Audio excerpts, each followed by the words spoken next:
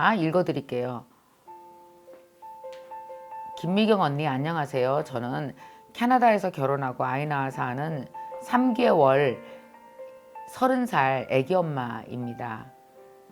언니 유튜브뿐만 아니라 뽀따 언니 유튜브도 정말 재밌게 캐나다에서 보고 있어요. 제가 오늘 유튜브에서 회사에서 못된 직장 상사 처리하는 2가지 방법, 이걸 보고 얼마나 울었는지 몰라요. 저는 아버지와 가치관이 정말 달라요. 아버지는 한국에서 성공한 사업가이시고 돈을 버는 것을 인생의 목표로 사는 분이에요. 저는 어릴 때부터 그게 참 싫어서 20살 때 일찍 그때 남자친구였던 신랑을 만나서 캐나다로 왔어요.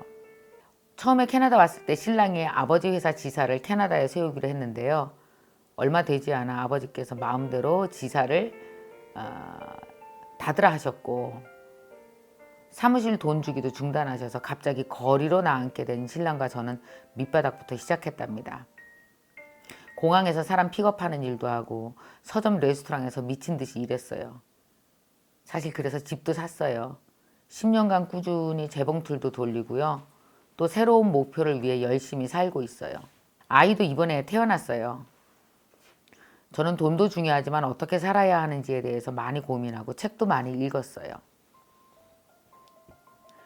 그 후로 아버지한테 한 푼도 받지 않고 저희 힘으로 일어났답니다. 저는 아버지와 거의 단절하고 있는 상태예요. 아, 그렇구나. 어머니는 야박한 아버지에게 너무 힘드셨지만 아버지를 용서하고 지금은 다시 같이 살기로 하셨답니다. 그리고 이제 저에게 아버지를 용서하라고 하세요. 근데 언니, 저는 아버지를 용서하는 게 너무 힘들어요. 아버지는 제게 미안하다는 말도 한마디도 없고 모든 걸 뒤늦게 돈으로 해결하려는 아버지 태도가 제 마음을 불편하게 합니다. 그래도 부모니까 이렇게 평생 단절하고 살 수는 없잖아요. 미경 언니 동영상을 보고 한 번은 단판을 지어야겠다고 생각했습니다.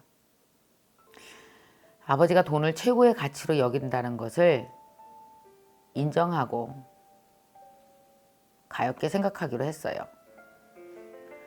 하지만 미경 언니, 제 마음 깊은 마음속에는요, 아버지가 정말 좋은 사람이라는 생각이 들질 않아요. 언니의 동영상에서 그 직장 상사라는 사람이 부모일 경우 어떻게 해야 되나요? 지금 이대로 이렇게 단절하고 있어도 될까요? 너무 고민됩니다. 마음도 아프고요. 언니, 혹시 답을 아세요? 제 멘토가 되어주셔서 정말 감사합니다. 이렇게 보내셨는데 멀리 캐나다에서 보내주셨네요. 자, 여러분은 어떠세요? 굉장히 가까운 내 아버지, 내 형제, 이런 분들과 단절하고 사는 사람들이 꽤 있어요. 근데 저도 가족 간에서 이런 걸 경험을 해봤는데 정말 엉뚱하게 별거 아닌 걸로 단절되는 경우도 꽤 있고요. 아니면은 별거 아닌 작은 거지만 오해가 누적되어져서 그런 것도 있죠. 자, 여러분도 이렇게 가족 간에 되게 힘든 단절, 잠시라도 이런 단절을 경험하신 적이 여러분 있으십니까? 여러분 어떠세요? 자, 이분 같은 경우는 저는 이렇게 생각해요. 일단 아버지와 화해해야 됩니다. 이 세상에서 가장 가슴 아픈 건 가족과의 단절이거든요. 가족과의 단절이 엄청 저도 힘들었었어요. 저는 어땠냐 하면은 아주 별거 아닌 오해나 섭섭함으로 잠시 연락을 끊었다 그래야 되나? 제가 30대 때 그런 적이 잠시 있었거든요. 근데 가족 간의 인간관계는 먼저 미안하다고 말하는 사람이 이기는 겁니다. 제가 이긴다고 말씀드린 게 뭐냐면요. 어차피 헤어질 수 없는 관계예요. 어차피 내 등에 매달려 있는 짐이에요. 그러니까 먼저 벗어버리는 사람이 이기는 거라고요. 만약에 이게 남과의 인간관계다 그러면 안 보고 살아도 그만이잖아요.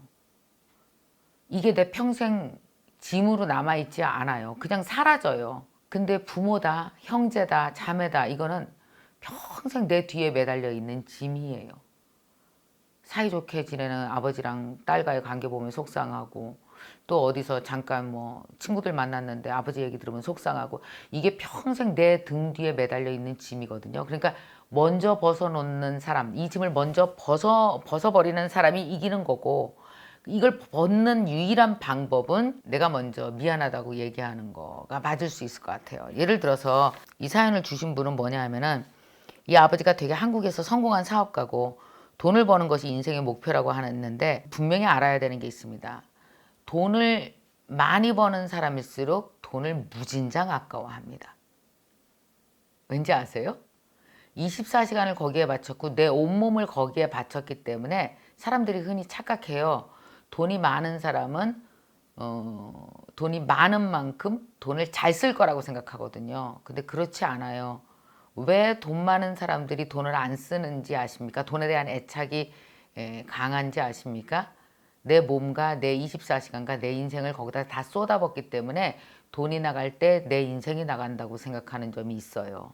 그 점을 또 한번 이해해야 돼요. 물론 그렇게 번 돈을 사회에 환원하고 어려운 사람을 도와주고 뭐 이러는 것은 또 그 다음의 문제입니다. 그거는 또 그의 인격으로 해야 되는 일이지만, 특히 돈 많이 번 자수성가한 그 아버지들의 특징이 뭐냐 하면은요, 내 자식이 나와 똑같은 고생을 하지 않고 내가 준 돈으로 무엇인가 시작하는 것에 대하여 뭐랄까, 합당치 않다라는 생각을 하고 있어요. 부모가. 아버지가 그러셨을 겁니다.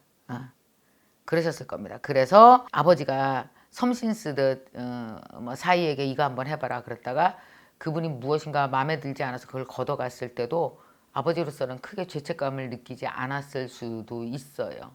그래서 먼저 이 아버지의 인생을 한번 돌아보면서 그럴 수 있었겠다. 아버지도 우리한테 섭섭한 게 있었거나 탐탁지 않은 점이 있었겠다라는 생각하에, 이제 아버지가 연세가 점점 많이 되셨잖아요. 그러니까 화해의 제스처를 딸이 먼저 해보세요.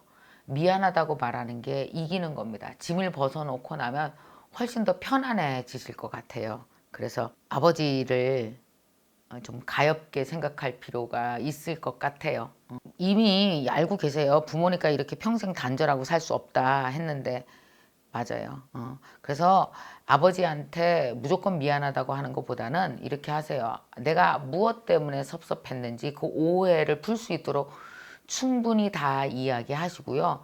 아마 이렇게 세월이 많이 지났고 또 딸이 자기 힘으로 일어나서 이렇게 캐나다에서 집도 사고 이렇게 열심히 사는 걸 봤으므로 아버지도 훨씬 더 옛날과 달리 딸을 무시하지 못할 겁니다. 딸의 말을. 그러니까 아버지와 대화를 한번 시도를 하시고요.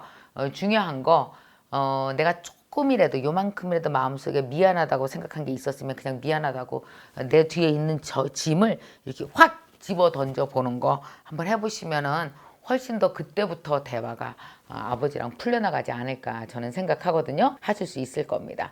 오케이. 자, 좋습니다. 또 한 가지 분명히 제가 여러분께 말씀드리고 싶은 거는, 내 부모를 대하는 저만의 방법은 뭐냐면요.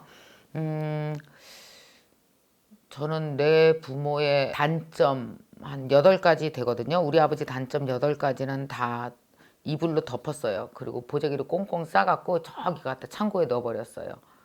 그리고 아버지 장점, 단점은 창고에 넣어버리고요. 점 2개만 가지고 아버지를 대하고 아버지를 기억하고 아버지를 평가해요. 그러지 않으면 제일 문제가 뭔지 아세요?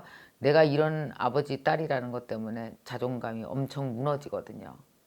그래서 내 부모를, 모든 부모는 장단점이 다 있어요. 사실 어찌 보면 아버지가 그렇게 구두쇠처럼 돈에 대해서 인색하고 돈을 최고로 여긴 것만큼 또 잘하는 동안 그 돈 쓰고 살았잖아요. 그죠? 그러니까 사실은 부모의 단점에 대해서 파헤치기 시작하면 우리는 부모 자식 관계가 유지가 될 수 없을 정도로 힘들어요.